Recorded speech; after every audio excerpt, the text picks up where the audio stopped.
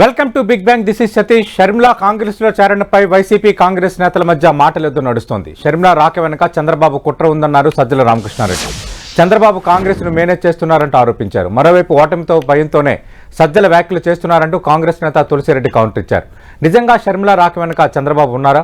YCP ఆరోపణలు నిజమెంత? సజ్జల ఆరోపణలకు TDP counter ఏంటి? అసలు షర్మిల వెనుక ఎవరున్నారు? ఇదే అంశంపై మనం బిగ్ బ్యాంగ్ డిబేట్లో మాట్లాడబోతున్నాం. చర్చలో పాల్గొంటున్నారు తెలుగుదేశం పార్టీ నుంచి ఆ పార్టీ నేత, జాతీయ అధికార ప్రతినిధిగా ఉన్న పట్టాభిరామ్ గారు, అలాగే వైఎస్ఆర్ కాంగ్రెస్ పార్టీ నుంచి ఆ పార్టీ నేత, జాతీయ అధికార ప్రతినిధిగా ఉన్న రవిచంద్ర రెడ్డి గారు డిబేట్లో జాయిన్ అవుతున్నారు. పట్టాభిరామ్ గారు, good morning sir. Good morning Satish గారు. పట్టాభిరామ్ గారు, మనం చూసాం నిన్న ప్రభుత్వ సలహాదారుగా ఉన్న సజ్జల రామకృష్ణారెడ్డి కొన్ని కామెంట్స్ చేశారు. వైఎస్ షర్మిల రాక వెనక చంద్రబాబు నాయుడు ఉన్నారు, సీఎం రమేష్ చార్టర్డ్ ఫ్లైట్ వాడుకున్నారు, అలాగే బీటెక్ రవితో మీ పార్టీ నేతతో బ్రదర్ అనిల్ సమావేశం అయ్యారు, ఈ బంధం ఎప్పటి నుంచో కొనసాగుతోంది, జగన్మోహన్ రెడ్డిని ఏ విధంగానైనా ఓడించాలని ఎంతకైనా తెగిస్తున్నారు తెలుగుదేశం పార్టీ నేతలు. ఇది ఆయన చేసిన కామెంట్స్. సతీష్ గారు సార్, అలా సజ్జల గారి పరిస్థితి ఏంటంటే ప్రతిరోజు ప్రతి గంట ఆయనకి తగులుతున్నటువంటి షాకులకి పాపం కొంత మతి భ్రమించి మాట్లాడుతూ ఉన్నారు. ఇవాళ నిజంగా షర్మిల వెనక ఎవరో లేరండి. షర్మిల వెనక ఉన్నది వాళ్ళ అన్న జగన్మోహన్ రెడ్డి గారు, ఇంకా ఊరు కాదు. వాళ్ళ ఒకప్పుడు మనందరికి తెలుసు కదండి, నేను జగనన్న వదిలిన బాణాన్ని అని చెప్పి పెద్ద పెద్ద ఉపన్యాసాలు ఇచ్చారు షర్మిల గారు. ఇవాళ షర్మిల గారు తాడేపల్లి ప్యాలెస్ నుంచి గెంటి వేయబడటానికి కారకులు ఎవరండి? జగన్మోహన్ రెడ్డి గారు కదా. షర్మిలని వైఎస్ఆర్ కాంగ్రెస్ పార్టీ నుంచి బయటికి గెంటు వేయటంలో పాత్ర ఎవరిదండి? జగన్మోహన్ రెడ్డి గారిది కదా. షర్మిల గారు తీసుకున్నటువంటి ప్రతి నిర్ణయం వెనక ఉన్నది వాళ్ళ అన్నే. ఇప్పుడు వాడుకుని వదిలేయమని ఎవరు చెప్పారండి? ఆయన 16 నెలలు జైల్లో ఉన్నప్పుడు పాదయాత్రలు చేయించుకుని రకరకాలుగా వాడుకుని వదిలేయమని చెప్పింది ఎవరండి? జగన్మోహన్ రెడ్డి గారే కదా. ఆయనే కదా చేసుకున్నది ఇది. కాబట్టి ఇవాళ షర్మిల గారు రాష్ట్రం విడిచి గతంలో తెలంగాణకి మారటం వెనక కానీ, వైఎస్ఆర్ కాంగ్రెస్ పార్టీని వీడటం వెనక కానీ, అన్ని నిర్ణయాల వెనక ఉన్నది జగన్మోహన్ రెడ్డి గారే, ఇంకా వేరే ఎవరు కాదు. ఆయన వాళ్ళ అంగన్వాడీల పైన ఎస్మా యాక్ట్ ప్రయోగించారండి, కానీ షర్మిల గారి పైన ఎప్పుడైనా జుస్మా యాక్ట్ ప్రయోగించారు. జుస్మా యాక్ట్ అంటే ఏంటో తెలుసా? Jagananna use and throw services act.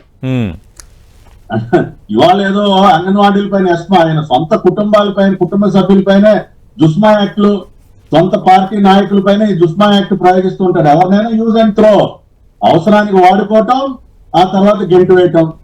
సొంత తల్లిని కూడా చూడకుండా ఆమెను కూడా పంపించేశారు కదా. కాబట్టి ఇవాళ సొంత కుటుంబంలో తన రాజకీయ అవసరాల కోసం సొంత కుటుంబ సభ్యుల్ని వాడుకుని రోడ్డున పడేసినటువంటి వ్యక్తి ఈ రాష్ట్ర ముఖ్యమంత్రి జగన్మోహన్ రెడ్డి. ఇవాళ సొంత కుటుంబ సభ్యులనే సరిగ్గా చూసుకోలేనటువంటి వ్యక్తి ఇవాళ పార్టీ నాయకులనే చూసుకుంటారు, రాష్ట్ర ప్రజలనే చూసుకుంటారని చెప్పి ప్రజలు ఎప్పటి నుంచో కామెంట్ చేస్తున్నారు. కాబట్టి ఇవాళ షర్మిల గారి వెనక ఎవరో కాదు, ఉన్నది జగన్మోహన్ రెడ్డి గారే. ఆయన తీసుకున్నటువంటి నిర్ణయాల వల్ల రాజ్యసభ సీట్ ఇస్తానని చెప్పి నన్ను దగా చేశాడు మా అన్నయ్య అని చెప్పి ఆవిడ మీడియా ముఖంగానే చెప్పారు. ఆవిడ మీడియా ముందుకు వచ్చి నన్ను ఉపయోగించుకుని వదిలేశారని చెప్పి ఆవిడ నోటితో ఆవిడే చెప్పారు. కాబట్టి సొంత అన్న చేతిలో మోసపోయి దగా చెంది ఇవాళ ఆవిడ బయటకు రావాల్సినటువంటి పరిస్థితి. కాబట్టి వాళ్ళు చేసుకున్నటువంటి అంటే వారి స్వయం కృతాపరాధం. ఇవాళ సొంత చెల్లె తిరిగి మళ్ళీ ఆంధ్ర రాష్ట్రంలో ప్రవేశించి కాంగ్రెస్ పార్టీ అధ్యక్షురాలుగా మళ్ళీ వస్తున్నటువంటి సందర్భంలో ఇంకా నిర్ణయం అఫీషియల్ గా రాలేదు, కానీ ఇవాళ రేపు నిర్ణయం వస్తుందని చెప్తా ఉన్నారు. సొంత చెల్లె తన పైన తిరుగుబాటు చేసేటటువంటి పరిస్థితి. సొంత చెల్లె ఇవాళ రాష్ట్రంలో అన్న పైన పోటీకి దిగేసరికి ఇవాళ మైండ్ బ్లాంక్ అవుతోంది వాళ్ళందరికీ. కాబట్టి వాళ్ళ యొక్క దయనీయమైనటువంటి పరిస్థితి మేము అర్థం చేసుకోగలం. ఒక్క షర్మిల గారు కాదు సతీష్ గారు, ఇవాళ డాక్టర్ సునీత గారి పరిస్థితి ఏంటి? ఎన్నికలకు ముందు సొంత బాబాయికి గొడ్డల పోటు వేసి ఆ రోజున అమాయకంగా మాట్లాడి, ఏమి ఎరగనట్టు మాట్లాడి, సిబిఐ ఎంక్వైరీలు కావాలని డిమాండ్ చేసి ముఖ్యమంత్రి అయిన తర్వాత జగన్మోహన్ రెడ్డి గారు ఏం చేశారు? సిబిఐ ఎంక్వైరీ వద్దన్నారు. బాబాయ్ గొడ్డల పోటు ఎంక్వైరీని చెత్తబుట్లో పడేశారు. డాక్టర్ సునీత గారు, షర్మిల గారు మాత్రమే కాదు, ఎంతమంది కుటుంబ సభ్యులను ఆయన మోసం చేశారు. డాక్టర్ సునీత గారు స్వయంగా నేను మా అన్న చుట్టూ మా అన్న ముఖ్యమంత్రి అయిన తర్వాత ఎంతో నమ్మాను. ఇవాళ మా నాన్న హంతకులు ఎవరో తెలుసుకుంటారు, మా నాన్న హంతకులను పట్టుకుంటారు మా అన్నయ్య అని చెప్పి నేను నమ్మాను. కానీ నన్ను దగా చేశాడు మా అన్నయ్య అని చెప్పి డాక్టర్ సునీత గారు ఆవిడ 5 సంవత్సరాలుగా ఆవిడ చేస్తున్నటువంటి న్యాయ పోరాటం ప్రతి ఒక్కరిని కూడా వాడుకొని వదిలేయటం అనేది తన రాజకీయ అవసరాల కోసం జగన్మోహన్ గారికి బాగా అలవాటు. ఇవాళ అంగన్వాడీల పైన ఎస్మా యాక్ట్ ఎలా ప్రయోగించారు ఆయన, దుస్మా యాక్ట్, జగన్ అన్న use and throw services act, ఆయన ప్రతి సొంత కుటుంబ సభ్యుల పైన కూడా ఈ యాక్ట్ ప్రయోగించి వాళ్ళు రోడ్డును పడేస్తూ ఉంటాడు ఆయన. రైట్. ప్రస్తుతం డిబేట్ లో జాయిన్ అవుతున్నారు వైఎస్ఆర్ కాంగ్రెస్ పార్టీ జాతీయ అధికార ప్రతినిధి రవిచంద్ర రెడ్డి గారు. రవిచంద్ర రెడ్డి గారు, అంటే ఇప్పుడు ఎస్మా ఎలా ప్రయోగించారో జస్మా అనే ఒక యాక్ట్ ని ప్రయోగిస్తున్నారు అన్న అంశాన్ని పట్టాభిరామ్ గారు తెర ముందుకు తెస్తున్నారు. అసలు వైఎస్ షర్మిల వెనక చంద్రబాబు ఉన్నారు అనడంలోనే విడ్డూరంగా ఉంది. ఆమె బయటికి వెళ్ళిపోవడానికి కారణం ఎవరు? రాజ్యసభ ఇస్తామని చెప్పి ఇవ్వలేదని ఆమె బహిరంగంగా మాట్లాడారు కదా. ఇప్పుడు ఒక్కొక్కరు పార్టీని వీడుతున్న నేపథ్యంలో ఏం తెలియాలో తెలియక మైండ్ బ్లాంక్ అయి మాట్లాడుతున్నారు అంటున్నారు పట్టాభిరామ్ గారు.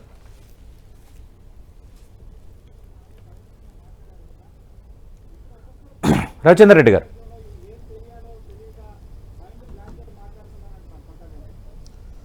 సార్ నమస్కారం. సతీష్ గారు నమస్తే సార్. చాలా కాలం తర్వాత పట్టాభి గారికి అలాగే టెంటివ్ ప్రేక్షకులందరికీ నమస్కారం. నమస్తే సార్. ముఖ్యంగా ఈరోజు మేము రాబోయే ఎలక్షన్ పండక్కి సమాయత్తం అవుతున్నాం సార్. సతీష్ గారు, ఎలక్షన్ పండక్కి మేము సమాయత్తం అవుతుంటే మా ఇల్లు మేము చక్కదిద్దుకుంటున్నాం.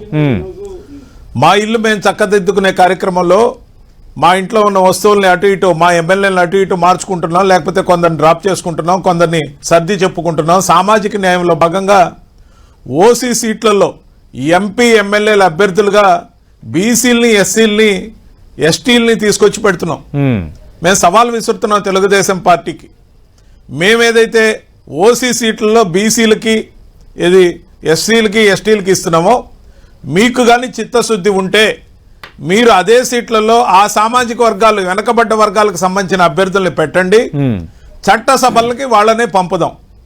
గతంలో మేము తీసుకున్న జైహో బీసీ నినాదాన్ని కాపీ కొట్టి తూతూ మంత్రంగా జైహో బీసీ అనే కార్యక్రమం పెట్టడం కాదు. సవాల్ విసురుతున్నాం. నిజంగా ఆయా వర్గాలు ఎస్సీ, ఎస్టీ, బీసీ, మైనారిటీల అప్లిఫ్ట్మెంట్ కోసం వైఎస్ఆర్సీపీ ప్రభుత్వం ఏదైతే కట్టుబడి ఉందో, సామాజిక న్యాయంలో భాగంగా 5 మంది ఉప ముఖ్యమంత్రులు చేసిందో 5 కమ్యూనిటీలకు సంబంధించి, దాంతోపాటు ఎస్మా దానికి కూడా వస్తున్నా సతీష్ గారు, వస్తున్నా. ఎస్మాకు సంబంధించి ఎందుకు చేయాల్సి వచ్చిందంటే, ఎలక్షన్ వచ్చేసరికి తెలుగుదేశం పార్టీ దగ్గర వైఎస్ఆర్సీపీతో పోటీ పడి చెప్పుకునేందుకు గతంలో వాళ్ళు చేసిన పనులు ఏం లేవు సతీష్ గారు. ఎప్పుడైతే ఏం లేవో, ఏం చెప్పాలో తెలియని పరిస్థితుల్లో రోజు వాళ్ళకు సంబంధించిన మీడియా వ్యవస్థలన్నింటిలో కూడా మా పార్టీని వాళ్ళు వీడుతున్నారు, వీళ్ళు వీడుతున్నారు, లేకపోతే వీళ్ళు వెళ్ళిపోతున్నారు, అక్కడ షర్మిలమ్మ గారు జాయిన్ అయ్యారు, ఈ వార్తలు వండి వారుస్తూ రోజంతా అలాగే తెల్లారుస్తున్నారు. దాంతోపాటు వాళ్ళ దగ్గర ఈ రోజు కూడా ఉమ్మడిగా అందరూ కలిసి వచ్చిన ఈ రోజు కూడా వాళ్ళ దగ్గర 175 స్థానాలకు అభ్యర్థులు లేరు సార్. సతీష్ గారు, ఎప్పుడైతే 175 స్థానాలకు వాళ్ళ దగ్గర అభ్యర్థులు లేరో, అందరూ కలిసి వచ్చినా కూడా ఖచ్చితంగా కూడా వాళ్ళకి ఎవరు మా దగ్గర నుంచి వస్తారా, మేము ఏ సామాన్లు పక్కన పెట్టామో, మేము ఏదైతే వద్దనుకున్నామో ఆ సరుకు సరంజామా తీసుకెళ్లి వాళ్ళు పండగ చేసుకోవాలనుకుంటున్నారు. మా ఎలక్షన్ పండగకి మేము రెడీ అవుతున్నాం, వాళ్ళ పండగకి ఏం చేయాలో తెలియక మా పాత సామాన్ల కోసం వెయిట్ చేస్తున్నారు. ఎస్మాకు సంబంధించి అంశాలు లేనప్పుడు ప్రభుత్వ వ్యతిరేకతని ఏదో ఒక రకంగా ఎస్టాబ్లిష్ చేయాలంటే ఎర్ర జెండాల వాళ్ళకి, వాళ్ళ అనుంగు పార్టీలే కదా, సిపిఐ రామకృష్ణ గారు కానీ మరి అందరు కానీ వాళ్ళతోనే గైడ్ లైన్ లోనే పనిచేస్తారు కాబట్టి ఎర్ర జెండాలకు ఒక అసైన్మెంట్ ఇచ్చారు. అన్ని సంఘాల నాయకుల్ని మేనేజ్ చేయండి, కావాల్సిన డబ్బు మేము ఇస్తాం, రెచ్చగొట్టండి, 10,000 ఇస్తే 20,000 అడగండి, 20,000 ఇస్తామంటే 50,000 అడగమని చెప్పండి, పోయేదేముంది నోరే కదా అని చెప్పి రోడ్లలోకి ఎగదేలి ఎర్ర జెండాలు పెట్టి ఏఐసిటియు లేకపోతే ఏఐటియుసి ఇలాంటి కార్యక్రమాలు ఏదైతే చేస్తుందో ఎర్ర జెండాల ముసుగులో తెలుగుదేశం పార్టీ యొక్క స్పాన్సర్డ్ కార్యక్రమం. అంటే రాజచంద్ర రెడ్డి గారు కూడా ప్రతి వర్గాన్ని ఆ వార్తల్ని ఆయా పత్రికలు, ఎల్లో పత్రికల్లో వేసుకుని ఆ ఛానల్స్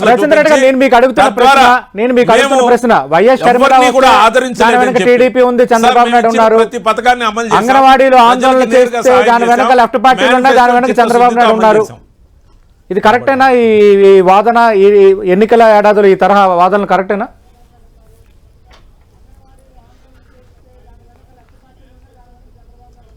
సార్ సతీష్ గారు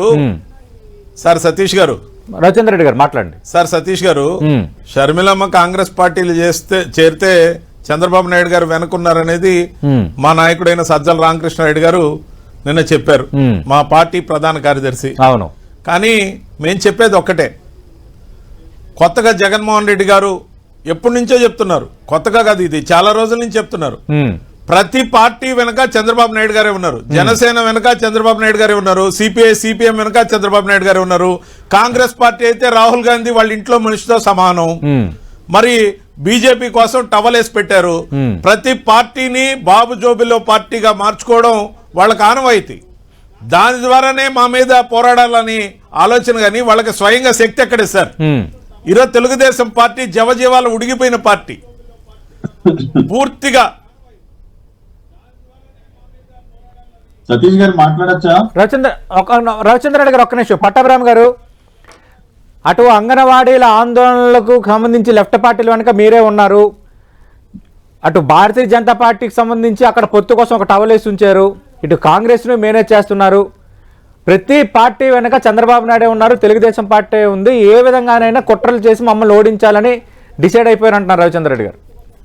సతీష్ గారు, సరే ఇప్పుడు రవిచంద్రారెడ్డి గారు ఈ భారతదేశంలో ఉన్నటువంటి అన్ని పార్టీల పేర్లు చదివేసి ప్రతి పార్టీ వరకు కూడా చంద్రబాబు గారు ఉన్నారు అని మాట్లాడటం నిజంగా చాలా హాస్యాస్పదంగా ఉంది. సరే, ఆ కామెంట్ పైన ప్రజలు కూడా చాలా మంది నేను నవ్వుకున్నట్టే నవ్వుకుంటుంటారు, అందుకని నేను దాని జోలికి పోదలుచుకున్నా. రెండోది, ఇవాళ ఆయన బలహీన వర్గాల గురించి, సీట్ల కేటాయింపు గురించి మాట్లాడారండి. నేను ఒక చిన్న స్టాటిస్టిక్ ఇస్తాను. ఇప్పటి వరకు 38 స్థానాల్లో ఫస్ట్ జాబితా ఒక 11, రెండో జాబితా ఒక 27, 38 సీట్లకి అభ్యర్థులను మార్చారండి. ఈ 38 సీట్లలో దాదాపు 28 సీట్లు కేవలం ఎస్సీ ఎస్టీ బీసీ అభ్యర్థులను మార్చారు. ఈ 38 సీట్లలో ముఖ్యమంత్రి గారి సొంత సామాజిక వర్గానికి చెందినటువంటి వ్యక్తి ఒకే ఒక్క వ్యక్తి ఆళ్ల రామకృష్ణారెడ్డి గారు. ఆయన ఒక ఫ్యామిలీ డ్రామాలో భాగంగా ఆయనంతగా రిజైన్ చేసి వెళ్ళిపోయారు. ఒక్క ఆళ్ల రామకృష్ణారెడ్డి తప్పితే ఈ 38 స్థానాల్లో ఎందుకని పాపం ముఖ్యమంత్రి గారి సామాజిక వర్గానికి చెందినటువంటి ఒక్క అభ్యర్థిని కూడా ఎందుకు మార్చలేదండి? ఎస్సీ ఎస్టీ బీసీలు అంటే అంత చులకనా? మొన్న పూతలపట్టు ఎమ్మెల్యే ఎంఎస్ బాబు గారు బయటకు వచ్చి ఓపెన్ గా ఏం మాట్లాడారు? ముఖ్యమంత్రి గారికి అసలు ఎస్సీలు అంటే లెక్కే లేదు, ఈ 5 సంవత్సరాల కాలంలో అసలు మా మొక్కమే చూడలేదు, మమ్మల్ని వాడుకుని 5 సంవత్సరాల పాటు వాళ్ళ చిత్తు కాగితాల్లాగా విసిరవతలు బారేస్తా ఉన్నారని ఒక దళిత సామాజిక వర్గానికి చెందినటువంటి ఎమ్మెల్యే బయటకు వచ్చి ఓపెన్ గా మాట్లాడారు. నిన్న ఒక బలహీన వర్గానికి చెందినటువంటి కాపు రామచంద్రారెడ్డి, ఒక బీసీ నాయకుడు, ఆయన తాడేపల్లి ప్యాలెస్ కు ఒక సెల్యూట్ కొట్టి, మీకు మీ పార్టీకో నమస్కారం సార్, బలహీన వర్గాలంటే అసలు మీకు లెక్కే లేదు, మేమంత చులకనగా కనపడతా ఉన్నాం, మీ సొంత సామాజిక వర్గానికి చెందినటువంటి వ్యక్తులు తప్పితే ఇంకా మీకు ఎవరు కనపడరా అని చెప్పి ఒక బీసీ నాయకుడైన కాపు రామచంద్రారెడ్డి గారు మాట్లాడినటువంటి మాటలు ఏంటి సార్? కాబట్టి ఇవాళ వైఎస్ఆర్ కాంగ్రెస్ పార్టీకి వ్యతిరేకంగా ఎక్కువగా మాట్లాడుతున్నది బలహీన వర్గాలకు చెందినటువంటి నాయకులు, వాళ్ళ పార్టీలో ఉన్నటువంటి బలహీన వర్గాలకు చెందినటువంటి నాయకులు మాట్లాడుతూ ఉన్నారు. కాబట్టి ఇవాళ రాష్ట్రంలో ఉన్నటువంటి ఎస్సీ ఎస్టీ బీసీ మైనారిటీలందరూ కూడా సంపూర్ణంగా అర్థం చేసుకున్నారు. ఇవాళ దళితుల్ని వెంటాడి వేధిస్తున్నది ఎవరు? దళితుల్ని చంపి ఇంటికి పార్సిల్ పంపిస్తున్నది ఎవరు? దళితుల్ని అనేక రకాలుగా హింసిస్తున్నది ఎవరు? ఇవన్నీ కూడా ప్రజలు, ఒక బలహీన వర్గానికి చెందినటువంటి యువకుడు అమర్నాథ్ ని పెట్రోల్ పోసి తగలబెట్టింది ఎవరు సార్? ఇవాళ డ్రైవర్ సుబ్రహ్మణ్యాన్ని ఇంటికి డోర్ డెలివరీ చేసింది ఎవరు? చంపేసి. ఇవన్నీ అర్థం చేసుకున్నారు ప్రజలందరూ కూడా. కాబట్టి బలహీన వర్గాల గురించి, దళితుల గురించి మాట్లాడేటువంటి నైతిక హక్కు వైఎస్ఆర్ కాంగ్రెస్ పార్టీకి లేదు. రెండోది, అంగన్వాడీల గురించి మాట్లాడారు. ఇవాళ అంగన్వాడీలు దేనికి పోరాడుతూ ఉన్నారు సార్? గతంలో జగన్మోహన్ రెడ్డి గారు ఇచ్చినటువంటి హామీని నిలబెట్టుకోమని వాళ్ళని గొంతెమ్మ కోరికలు కోరట్లా, మాకు 50,000 ఇవ్వండి, 1,00,000 ఇవ్వండి అని అడగట్లా. జగన్మోహన్ రెడ్డి గారు ఏం చెప్పారు? నేను అధికారంలోకి వస్తే తెలంగాణ కంటే ఒక 1,000 రూపాయలు అదనంగా మీకు జీతం ఇస్తాను అని ఆయన హామీ ఇచ్చారు. ఆ విషయాన్ని కాదనమని చెప్పండి. ఇవాళ తెలంగాణ రాష్ట్రంలో ఇస్తున్నది 13,500 రూపాయలు. వాళ్ళందరినీ ఎన్నికల ఏడాదిలో రెచ్చగొడుతున్నారు, ప్రభుత్వ వ్యతిరేకంగా లక్ష పార్టీలను కూడా వాడుకుంటున్నారు. రెచ్చగొట్టడం కాదు, ఇవాళ జగన్మోహన్ రెడ్డి గారి పదవీ కాలం పూర్తవుతా ఉంది. అయ్యా జగనన్న, మీ 5 సంవత్సరాల కాలం పూర్తవుతా ఉంది, మీరు ఇచ్చినటువంటి హామీ నిలబెట్టుకోమని అడుగుతా ఉన్నారు. తెలంగాణలో 13,500 ఉంది, ఒక 1000 అదనంగా ఇవ్వాలి, 14,500 ఇవ్వాలి. Okay. ఎందుకని ఇవ్వలేకపోతున్నారు? గతంలో చంద్రబాబు నాయుడు గారు 4,500 ఉన్నటువంటి అంగన్వాడీల జీతాన్ని 10,500 పెంచారు, 6,000 రూపాయలు పెంచారు. ఇవాళ జగన్మోహన్ రెడ్డి గారు 10,500 ఒక్క 1000 పెంచి చేతులు దులుపుకున్నారు. ఇంకో 3,000 పెంచితే ఎంత భారం పడుతుంది సార్? నేను ఒక చిన్న లెక్క చెప్తా. దాంతో ఇవాళ రవిచంద్రారెడ్డి గారు కూడా అర్థం చేసుకోవాలి. ఇవాళ రాష్ట్రంలో ఉన్నటువంటి అంగన్వాడీల సంఖ్య 1,10,000. వాళ్ళకి ఇవాళ అడుగుతున్నది 3,000 రూపాయలు పెంచమని. 11,000ని 14,500 పెంచమని అడుగుతా ఉన్నారు. 3,000 రూపాయలు పెంచితే నెలకి పడే భారం 30 కోట్లు, సంవత్సరానికి కేవలం 360 కోట్లు. వాళ్ళేం 1,000 కోట్ల రూపాయల భారం అయ్యేట్లా. ఇవాళ నెలకి 30 కోట్లు లేవా సార్? ప్రతి మంగళవారం ఆర్బీఐ దగ్గర నుంచి కొన్ని 1,000 కోట్ల రూపాయలు అప్పులు తెస్తారు. ఇవాళ రిషికొండ ప్యాలెస్ నిర్మాణానికి 500 కోట్లు ఖర్చు పెట్టింది రాష్ట్ర ప్రభుత్వం. అంటే ఒక రిషికొండ ప్యాలెస్ విలువ చేయదా? 1,10,000 మంది జీవితాలు ఒక రిషికొండ ప్యాలెస్ విలువ చేయవా సార్? వాళ్ళు గొంత కోరట్లా డిమాండ్. జగన్మోహన్ రెడ్డి గారిని మీ హామీ మీరు నిలబెట్టుకోండి అని అడిగినందుకు ఇవాళ ఎస్మా యాక్ట్ ప్రయోగిస్తారా సార్? లాఠీలు చూపిస్తారా సార్? రవిచంద్ర రెడ్డి గారు గతంలో అంగన్వాడీలకు ఇచ్చిన హామీని ఎందుకు నెరవేర్చలేదని వాళ్ళు అడుగుతుంటే ఎస్మా ప్రయోగిస్తున్నారు. అలాగే మార్పులు చేర్పులు చేశామంటున్నారు, కానీ మార్పులు చేర్పుల్లో రెడ్డి సామాజిక వర్గానికి చెందిన ఒక్కరినే మార్చారు. దాదాపు 28 మంది బలహీన వర్గాల శాసనసభ్యులు ఉన్నారంటున్నారు. సతీష్ గారు ఒక్క పాయింట్ చెప్పి ముగిస్తా. రవిచంద్రారెడ్డి అన్న ఒక్క పాయింట్. ఇవాళ వైఎస్ఆర్ కాంగ్రెస్ పార్టీ పరిస్థితి ఏ విధంగా మారిపోయిందంటే, అంబటి రాయుడు పార్టీ కండువా కప్పించుకున్నటువంటి 3వ రోజున నమస్కారం పెట్టి వెళ్ళిపోయాడు ఆయన. స్వయంగా ముఖ్యమంత్రి గారు పార్టీలోకి ఆహ్వానించారు అంబటి రాయుడు గారిని. ఆయనకి 3 రోజుల్లోనే అర్థమైపోయింది తాడేపల్లి ప్యాలెస్ వ్యవహారం ఏంటో. గోల్డెన్ డక్అవుట్ అసలు ఇన్నింగ్సే ప్రారంభించుకున్న అంబటి రాయుడు గారు పారిపోయారు. ఇవాళ వాళ్ళకి అభ్యర్థులు దొరక ఇవాళ ఎంపీ స్థానాల్లో క్యాండిడేట్లు లేరు సార్. ఇవాళ వాళ్ళు ఎత్తుకుంటూ ఉన్నారు ఎవరెవరు ఎక్కడెక్కడ అని చెప్పి. ఒక్కరు కూడా చెక్కకుండా పారిపోతా ఉన్నారు. మనకెందుకని చెప్పి. రవిచంద్ర రెడ్డి గారు మాట్లాడండి సార్. అన్నా మీ పేరు ఆ లిస్ట్ లో కనపడిన ఆశ్చర్యపోక మీరు మాత్రం ఎందుకుంటారన్నా. రవిచంద్ర రెడ్డి గారు సార్, ఇప్పుడు అంబట్రాయుడు గారి విషయం కానీ అంబట్రాయుడు గారి విషయం కానీ లేకపోతే కాపు రామచంద్రారెడ్డి గారి విషయం కానీ ఇవన్నీ మా పార్టీ యొక్క అంశాలు. మా పార్టీ యొక్క అంశాల్లో ఎవరైనా మా పార్టీని వదిలి వెళ్ళాలనుకున్నా, లేదు తాత్కాలికంగా నేను న్యూట్రల్ గా ఉండాలి, రాజకీయాలకు దూరంగా ఉండాలనుకుంటున్నా, అది వాళ్ళ వ్యక్తిగత స్వేచ్ఛ. వాళ్ళ కారణాలు వాళ్ళకు ఉండడంతో పాటు పార్టీలో వాళ్ళు కోరుకున్న స్థానం లభించినప్పుడు లేకపోతే ఏదైనా ఇవన్నీ కూడా పూర్తిగా కూడా వైఎస్ఆర్సీపీ పార్టీ యొక్క వ్యవహారాలు. దీనికి రాష్ట్రంతో ఏం సంబంధం? రాష్ట్ర ప్రజలకు మేము చేసిన కార్యక్రమాలు చెప్పుకోవడానికి బోల్డన్ ఉన్నాయి, ఇంప్లిమెంట్ చేసిన మేనిఫెస్టో ఉంది. తెలుగుదేశం పార్టీకి చెప్పుకోవడానికి ఇంప్లిమెంట్ చేసిన మేనిఫెస్టో లేదు. ప్రజలను వంచింది మాత్రమే వాళ్ళ ట్రాక్ రికార్డు. దాంతో పాటు ఎస్మా యాక్ట్ ప్రయోగిస్తున్నాం అని అంటున్నారు సార్. వాళ్ళ కోరికలు ఎక్కువ ఉండొచ్చు, కానీ ఇదా సమయం కాదు. కానీ ఇప్పుడే సమయం ఎందుకు వచ్చింది? దీని వెనక ఏం కుట్ర ఉంది? దాన్ని ఎవరు ప్రోత్సహిస్తున్నారనేది నేను ఇందాకే చెప్పా.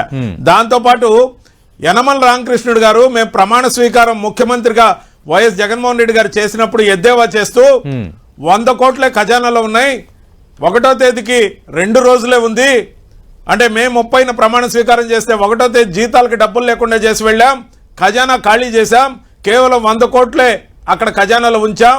వీళ్ళు ఇచ్చిన హామీలు నవరత్నాలు ఎలా అమలు చేస్తారు, సంక్షేమ అభివృద్ధి ఎలా చేస్తారో మేము చూస్తాం.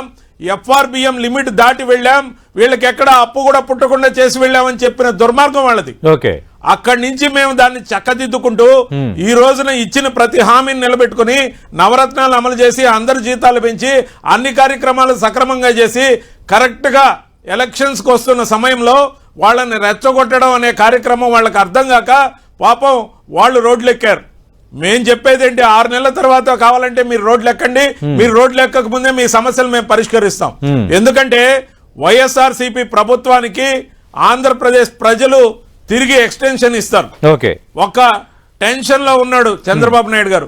చంద్రబాబు నాయుడు గారికి టెన్షన్, రిటైర్మెంట్, మాకు ఎక్స్టెన్షన్, జన ఆశీర్వాదం తిరిగి మాకు లభిస్తుంది. ఎందుకో తెలుసా సార్? అగ్రవర్ణాల గురించి లేకపోతే అణగారిన వర్గాల గురించి మాట్లాడే హక్కు, ముఖ్యంగా అణగారిన వర్గాలు SC, ST, BC మైనారిటీ అనే వాళ్ళ గురించి మాట్లాడే హక్కు సోషల్ జస్టిస్ ని ఇంప్లిమెంట్ చేసిన పార్టీగా వైఎస్ఆర్సీపీకి మాత్రమే ఉంది. సార్ మీరు ఒక చిన్న ఎగ్జాంపుల్ రవిచంద్ర రెడ్డి గారు చిత్తశుద్ధి చెప్తున్నా, హిందూపురంలో బీసీకి ఇచ్చాం ఎంపీ సీటు సార్, హిందూపురంలో ఇప్పుడు బీసీ సీటు బీసీకి ఇచ్చాం ఎంపీ సీటు. అలాగే అనంతపురం శంకర్ నారాయణ గారి పేరుని ఇన్ఛార్జ్ గా పెట్టాం బీసీ. కర్నూలు గుమ్మనూరు జయరాం గారిని పెట్టాం బీసీ. దమ్ముంటే ఇప్పుడు వరకు 3 పేర్లు చెప్పా, ఎలక్షన్ లోపల మీరు లిస్ట్ చూడండి. ఓసీ సీట్లలో మేము ఏదైతే సామాజిక వర్గానికి ఇస్తున్నావో మీకు ఇష్టం వచ్చిన పేరు పెట్టుకోండి, అదే సామాజిక వర్గానికి ఇచ్చే ధైర్యం మీకుంటే మీకు ఆ జాతి పట్ల ఆయా కులాల పట్ల వివక్ష లేదని రుజువు అవుతుంది. అంతేగాని మీకు ఇష్టం వచ్చిన రాజకీయం చేసి ఏహో బీసీ ఆహా బీసీ అని చెప్పి పెడితే అంటే రవిచంద్ర రెడ్డి గారు ఓట్లు వేయరు. రవిచంద్ర రెడ్డి గారు ఒకటి వైఎస్ షర్మిల రావడం వెనక చంద్రబాబు నాయుడు ఉన్నారంటున్నారు ఒకటి. రెండోది మళ్ళీ రాజశేఖర రెడ్డి మరణాన్ని కూడా ఇప్పుడు తెరమీద చేస్తున్నారు. నిన్న మీ పార్టీ నేత ప్రభుత్వ సలహాదారు సజ్జల రామకృష్ణారెడ్డి రాజశేఖర రెడ్డి మరణంపై సందేహాలు ఉన్నాయని అన్నారు. మీరు గత 5 ఏళ్ళ అధికారంలో ఉన్నారు, ఎప్పుడు ఈ అంశాన్ని ప్రస్తావించలేదు. నిజంగా సందేహాలు ఉంటే ఎలాంటి దర్యాప్తుకో దేనికో మీరు ఒక ప్రయత్నం చేయాల్సి ఉండేది కదా అన్నది ఆటోమేటిక్గా తలెత్తే ప్రశ్న. సార్ సజ్జల రామకృష్ణారెడ్డి గారి అభిప్రాయము ఏమి కొత్తగా చెప్పింది కాదు. ఆ రోజు నుంచి చెప్తూనే ఉన్నాం, ఈ రోజు దాన్ని మళ్ళా రీఇటరేట్ చేశారు అంతే. ఇకపోతే కాంగ్రెస్ పార్టీకి సంబంధించి షర్మిలమ్మ గారు మొన్నటిదాకా ఏం స్టేట్మెంట్లు ఇచ్చారో ఆ విజువల్స్ రికార్డ్స్ అన్ని కూడా మన ముందు ఉన్నాయి. రేవంత్ రెడ్డి గారి గురించి ఏం మాట్లాడారో ఆ రికార్డ్స్ ఆడియోలు వీడియో క్లిప్పింగ్స్ అన్ని మన దగ్గర ఉన్నాయి. ఈ రోజున కాంగ్రెస్ పార్టీలోకి ఆమె చేరితే అక్కడ కాంగ్రెస్ పార్టీలో మా దగ్గర వద్దనుకున్న వాళ్ళు కొంతమంది చేరితే తద్వారా బీజేపీలో టవలేసిన అతను బీజేపీకి హ్యాండ్ ఇచ్చి హ్యాండ్ ఇన్ గ్లో లో భాగంగా కాంగ్రెస్ కమ్యూనిస్టులతో కలిసి పొత్తుకు వెళ్లబోతున్నాడు చంద్రబాబు నాయుడు గారు. దానికి నేపథ్యమే ఇది. ముఖ్యంగా రాహుల్ గాంధీ గారు షర్మిల గారికి ఇచ్చే అసైన్మెంట్ అంటే మనం గెలిచేది ఎటు లేదు, మనం కొన్ని ఓట్లు మీ అన్నగారి పార్టీ నుంచి చీల్చాలి, అది నీకు ఇచ్చే అసైన్మెంట్ అని ఆమెను ఇక్కడికి పంపిస్తున్నట్టుంది. Let us wait and see. మా మీద ఎంత తీవ్రంగా ఎవరైతే దాడి చేస్తారో అప్పుడే దాడి చేస్తాం, అప్పుడు దాకా చేయం. రైట్. ఎందుకంటే మేము చేసి చెప్పుకోవడానికి బోల్డ్ అని ఉన్నాయి సార్. పాజిటివ్ ఓట్ బ్యాంక్ మాతో ఉంది, మాకు నెగటివ్ ఓట్లు పెద్దగా అవసరం లేదు. నెగటివ్ ఓట్లు మాకు అవసరం లేదు. మళ్ళీ అటు కాంగ్రెస్ లెఫ్ట్ పార్టీలతో కలిసి ఇండియా కూటమిలో చంద్రబాబు నాయుడు భాగం కాబోతున్నారు. దానికి ఇదే ప్రాతిపదిక. షర్మిలను రంగంలో దించి జగన్మోహన్ రెడ్డికి సాంప్రదాయకంగా వస్తున్న ఓటు బ్యాంకును చేల్చాలనేదే ఒక పెద్ద కుట్ర. ఇది రవిచంద్ర రెడ్డి గారు చేస్తున్న ఆరోపణ. సతీష్ గారు ఇవాళ అసలు ఇందాక రవిచంద్ర రెడ్డి గారు ఒక మాట అన్నారు, జగన్మోహన్ రెడ్డి గారికి ఎక్స్టెన్షన్ అంట. అన్న ఎక్స్టెన్షన్ కాదు, జగన్మోహన్ రెడ్డి గారికి పెన్షన్. మాజీ ముఖ్యమంత్రిగా జీవితకాలం ఆయనకి పెన్షన్ వస్తుంది. పెన్షన్ గురించి ఆలోచించమనండి జగన్మోహన్ రెడ్డి గారిని. ఆయన గారి పెన్షన్ అయితే మేము ఖచ్చితంగా ఇస్తామన్నా. రేపు మా ప్రభుత్వం అధికారంలోకి వచ్చాక జగన్మోహన్ రెడ్డి గారికి వచ్చేటటువంటి పెన్షన్ లో మాత్రం ఎటువంటి కోత పెట్టాం. ప్రతి నెల 1వ తారీఖునే జగన్మోహన్ రెడ్డి గారి అకౌంట్ లో పెన్షన్ డబ్బులు ఖచ్చితంగా చంద్రబాబు గారు ఇవాళ లేదన్నా మాజీ ముఖ్యమంత్రి మాజీ ఎమ్మెల్యే పెన్షన్ వస్తుంది. 1వ తారీఖున వేస్తా ఉన్నా, దానిలో ఎటువంటి అనుమానం లేదు. రెండవది ఇవాళ ఎన్నికల హామీల గురించి మాట్లాడుతూ ఉన్నారు. మొన్ననే మా పార్టీ రాష్ట్ర అధ్యక్షులు అచ్చెన్నాయుడు గారు 85% హామీలు జగన్మోహన్ రెడ్డి గారు నెరవేర్చలేదని చెప్పి ఒక పుస్తకాన్ని ప్రింట్ చేసి విడుదల చేసి 10 రోజులైంది. ఇప్పటి వరకు దాన్ని కౌంటర్ చేస్తూ ఒక్కరు కూడా మాట్లాడలేదు. వైసీపీ నాయకులందరూ ఆ పుస్తకం చదివి అవును నిజమే కదా ఆశ్చర్యపోతా ఉన్నారు. అంటే పట్టాభిరామ్ గారు 129 హామీలతో మినీ మేనిఫెస్టో ఇచ్చాము, దాదాపు 125 హామీలు నెరవేర్చాము. మేము హామీలు నెరవేర్చిన శాతం 95%. ఇది వైఎస్ఆర్ కాంగ్రెస్ పార్టీ చెప్తుంది. ఒక్క నిమిషం కావాలంటే ఆ పుస్తకం కాపీ రవిచంద్ర రెడ్డి గారికి ఇస్తా, ఆయన చదివి డిబేట్ కి రమ్మని మాట్లాడుకుందాం. ఇంకొకటి ఒక్క హామీ ఇవాళ జగన్మోహన్ రెడ్డి గారు ఏం చెప్పారండి గతంలో, రాష్ట్రంలో పూర్తిగా మద్యపాన నిషేధం చేస్తేనే నేను మళ్ళీ ఓటు అడగటానికి మీ దగ్గరికి వస్తాను, లేకపోతే అసలు నేను ఓటే అడగను అని ఇవాళ రాష్ట్రంలో ఉన్నటువంటి కోట్లాది మంది మహిళలకు ఇచ్చినటువంటి హామీ. ఇవాళ ఏ మొహం పెట్టుకుని ముఖ్యమంత్రి గారు వస్తారు సార్ ఓట్లు అడగటానికి? మద్యాన్ని ఏరులై పారిస్తూ, మద్యపాన నిషేధం అని చెప్పి మద్యాన్ని ఏరులై పారిస్తూ ఇవాళ ఏ అర్హత ఉంది జగన్మోహన్ రెడ్డి గారికి ఓటు అడగటానికి? ఇట్లా చెప్పకపోతే చాలా హామీలను ఆయన తొంగలో దొక్కారు. అదేవిధంగా రాజశేఖర రెడ్డి గారు మరణం గురించి మాట్లాడుతున్నారు సతీష్ గారు. రాజశేఖర రెడ్డి గారి మరణం పైన వాళ్ళ అనుమానాలు వ్యక్తం చేస్తున్నారు. ఒక్క కాంగ్రెస్ పార్టీ గురించే కాదు సతీష్ గారు, గతంలో రిలయన్స్ వారి పైన కూడా అనుమానాలు వ్యక్తం చేశారు. వాళ్ళ దుకాణాలు రిలయన్స్ స్టోర్స్ పైన దాడులు చేశారు. ఇవాళ అదే రిలయన్స్ సంస్థకి అత్యంత సన్నిహితులైన పరిమళ్ నత్వానీ గారికి రాజ్యసభ సీట్ ఇచ్చారు సార్.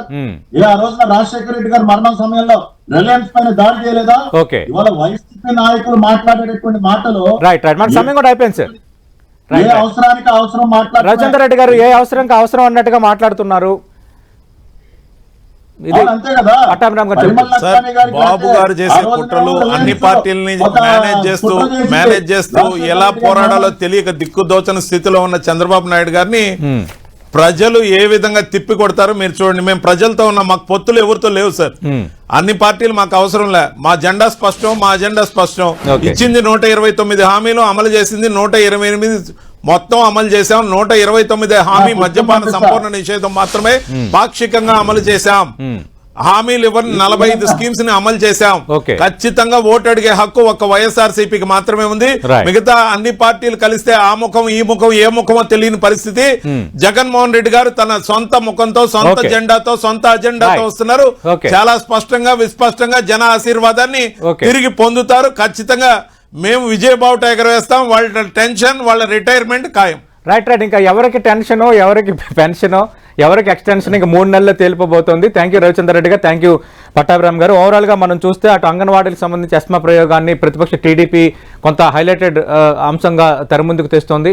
మరోవైపు చంద్రబాబు నాయుడు వెనుక అందరూ ఉన్నారు, అందరూ ఏకమవుతున్నారు, ఓడించే ప్రయత్నం చేస్తున్నారు. మాకు ఎక్స్టెన్షను, చంద్రబాబు నాయుడుకు టెన్షన్ అని వైఎస్ఆర్ కాంగ్రెస్ పార్టీ అంటుంటే, ఖచ్చితంగా మాజీ ముఖ్యమంత్రిగా జగన్మోహన్ రెడ్డికి పెన్షన్ ఇస్తామని టీడీపీ అంటుంది. చూద్దాం, ఇంకా 3 నెలలు ఏదో ఒకటి తేలబోతోంది. ఇది వాటి బిగ్ బ్యాంగ్ డిబేట్.